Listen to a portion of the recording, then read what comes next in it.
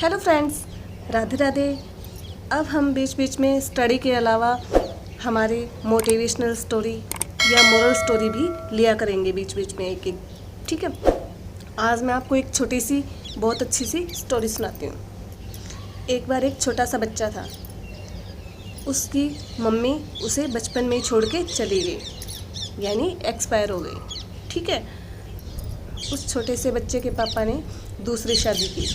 दूसरी शादी करने के बाद जो नई मम्मी आई, कुछ दिन हुए साथ साथ रह रहे थे।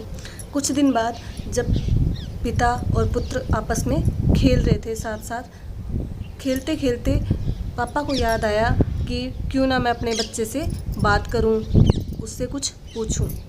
तो पापा ने अपने बेटे से पूछा, बेटा आपको जो नई मम्मी आई है इसमें और जो आपकी पहले वाली मम्मी थी उसमें कुछ फ़र्क दिखाई दिया? जो छोटा बच्चा था उसने कहा, हाँ पापा, जो मेरी पहले वाली मम्मी थी वो झूठी थी, वो हमेशा झूठ बोलती थी, और जो अब वाली मम्मी है वो हमेशा सच बोलती है। तो उसके पापा सुन के बहुत हैरान हुए कि ऐसा कैसे हो सकता है, जिस माँ ने इसको जन्म दिया वो इसके लिए अब झूठी हो गई, और जो अब इसके कुछ दिन से साथ रह रही है वो इसे सच्ची लगने लगी। तो पिता ने बड़ी ही हैरानगी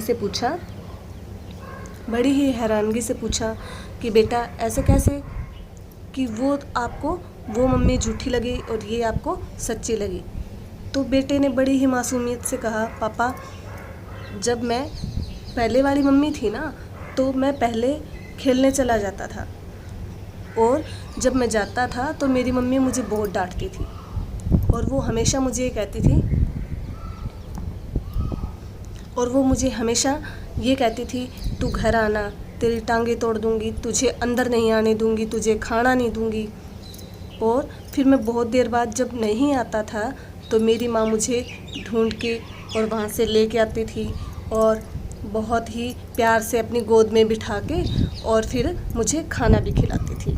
लेकिन जो अब वाली मम्मी है ना, वो मैं अब खेलने जाता हूँ ना तो डांटती वो भी है कि तू घर आना, तेरी टांगे तोड़ दूंगी, तुझे अंदर नहीं आने दूंगी, तुझे खाना नहीं दूंगी। और जब मैं बहुत देर बाद खेल के फिर घर आता हूँ तो सच में ये मम्मी मुझे मारती भी बहुत है। और आज कई दिन हो गए हैं पापा, मैंने खाना भी नहीं खाया है। ये बात सुन के पापा की आंखों में पानी आ गया और पापा ने अपने बेटे को गले लगाया। इसलिए रिश्तों में ज़रूरी है कि पास बैठ के बातें करना, आपस में अपना सुख दुख करना बहुत ज़रूरी होता है।